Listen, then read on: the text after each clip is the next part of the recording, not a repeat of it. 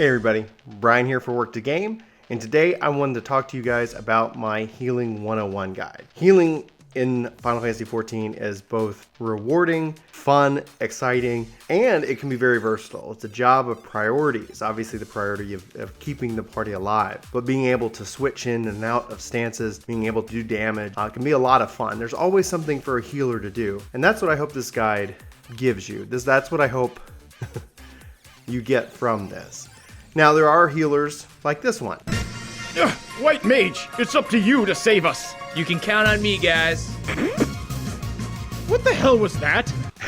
And while that's funny, it can't happen. So we don't want to be like that. And thanks, obviously, to the folks at Dorkly for that clip. I'll be sure to include it below. So without further ado, let's go ahead and get into the healing guide.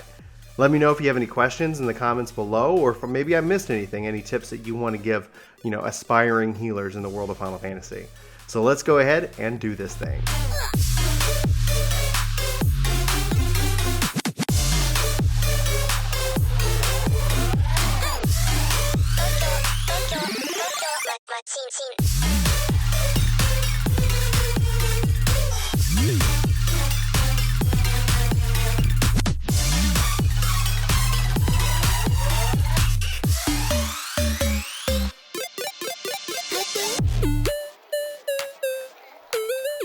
When talking about healing in Final Fantasy XIV, the first and most obvious best place to start is to talk about the three different jobs.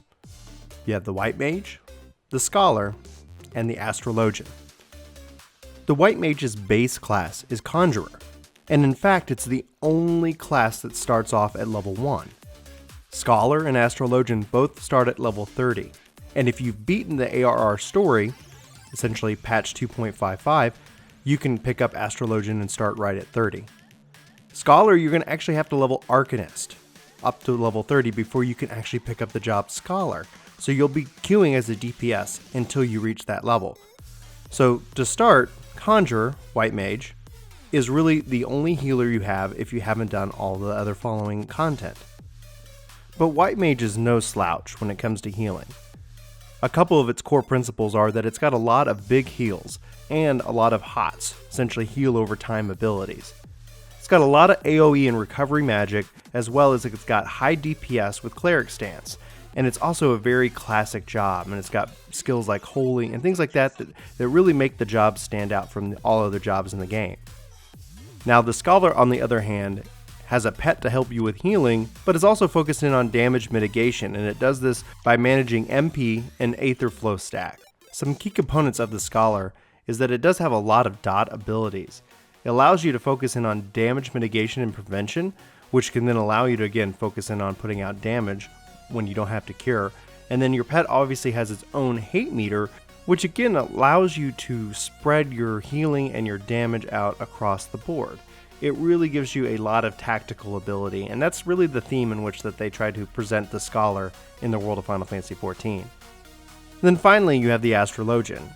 The Astrologian has the card mechanic, meaning every 30 seconds you can put one of 6 different buffs on your allies. Managing this, healing, and DPS becomes the core mechanic of the Astrologian. So Astrologian is also able to pick from 2 different stances.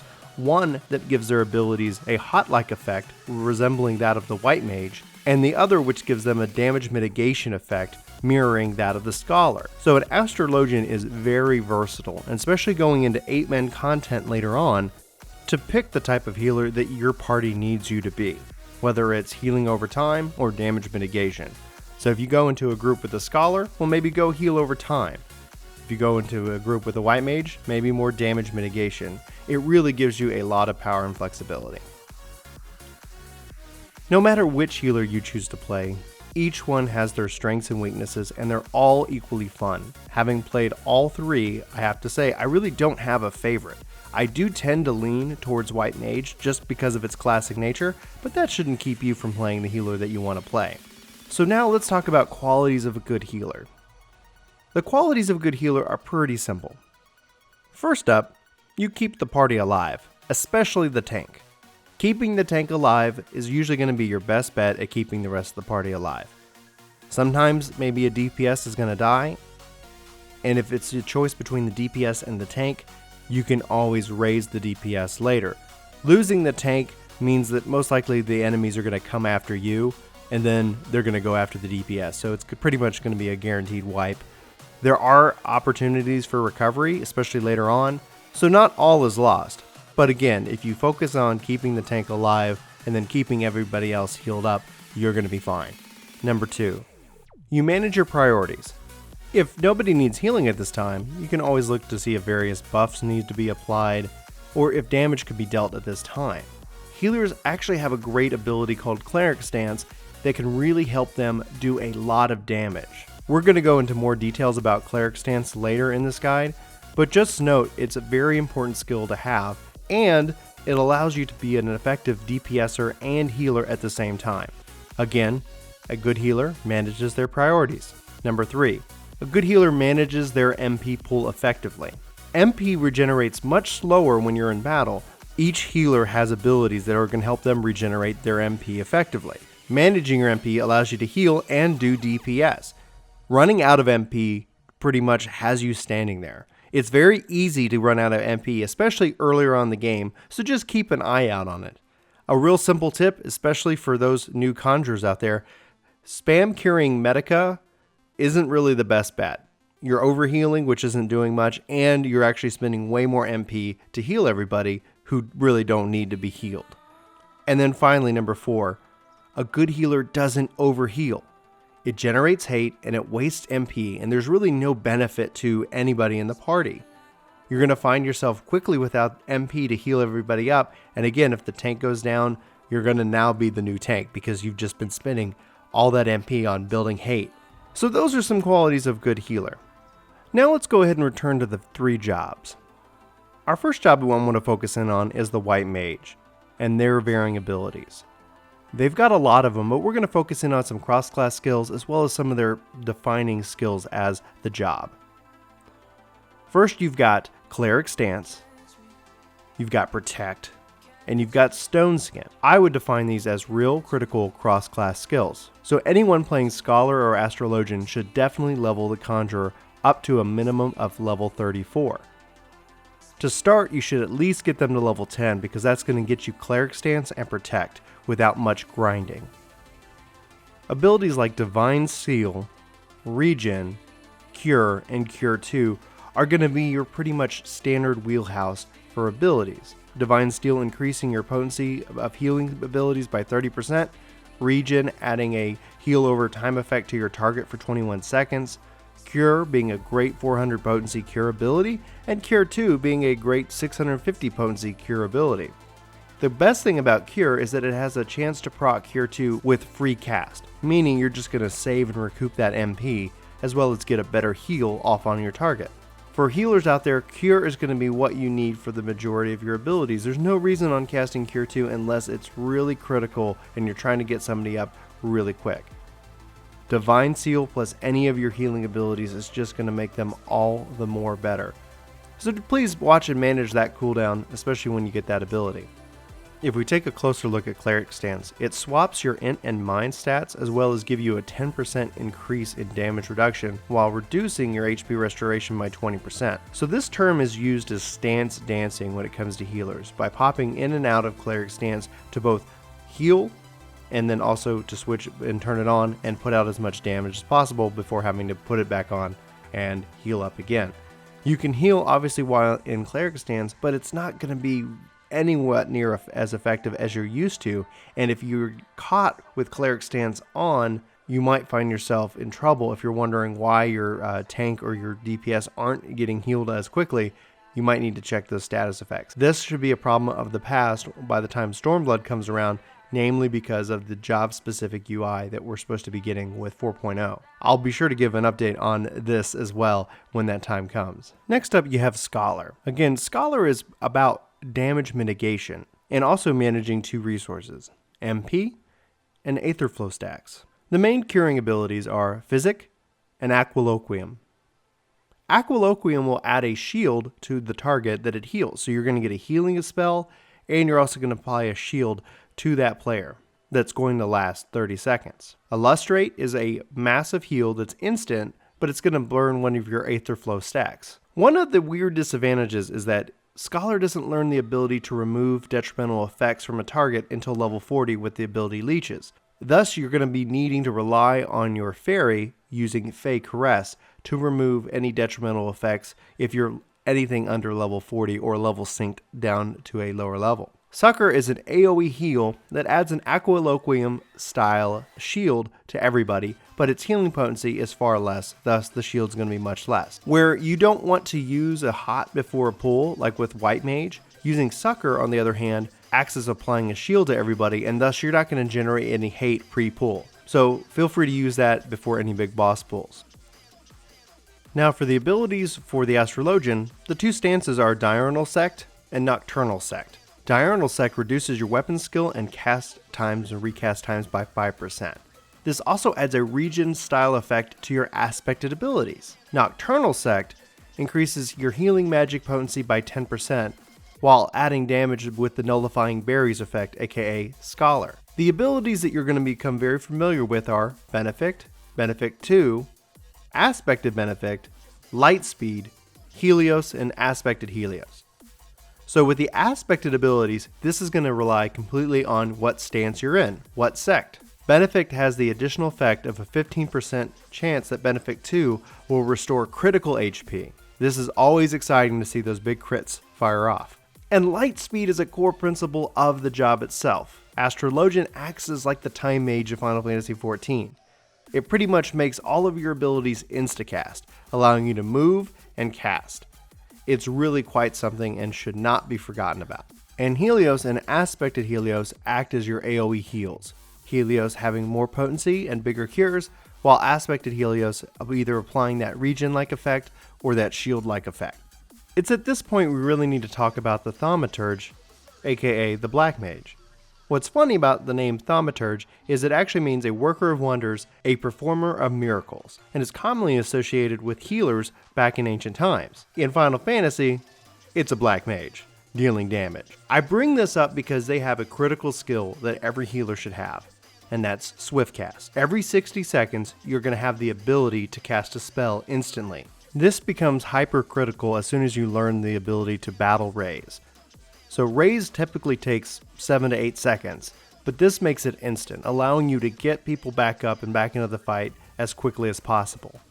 Teaming this up with any spell that's going to take any kind of cast time is hugely effective. Healing, damage, you name it.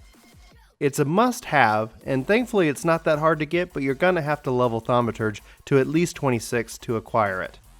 I'm sorry, but you should do this at some point in the game before you really get past level 50, if not sooner. So at this point we've covered the jobs and some of their abilities. We've really only scratched the surface of what is possible as a healer in this game, and I'm really starting to think that maybe I do need to go in depth job by job and really go over the abilities. So just let me know in the comments below if that's the case. I wanted to give you guys some just general tips for healing in this game. It's really not as complex as it can be. If you're using a controller like me, using up and down on the D-pad will allow you to cycle specifically through your party members, making it easy to target. Otherwise, if you're mouse and keyboard, you can easily click on your party menu and go from there. And I say this in every video. If you're new, let everybody know.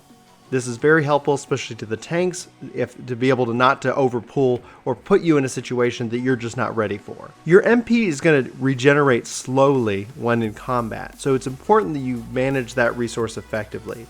If you're not comfortable yet with stance dancing and switching into that DPS and using your MP to do damage, get a comfort level for healing and knowing what's going to drain your MP the quickest, namely Medica. So as a quick aside, don't spam Medica or any of your big healing spells, especially when it's not needed. It's there for a reason when you need to heal everybody quickly, but when it's just single target, use Cure, use Benefic, use Physic or Aqualoquium, and you'll be just fine. Keep an eye out on your hate. So you're going to see your enemy list and you're going to see what enemies hate you the most. Ideally, none of that's going to be red, but if it becomes red, run to the tank.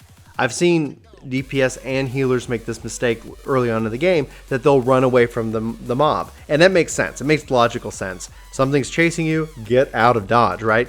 But in this case, we really want you to focus and run to the tank. It's going to help him get to you and pick up that hate. I'll say it and I'll keep saying it, but I really want to make sure that everybody knows, don't spam your AoE heals.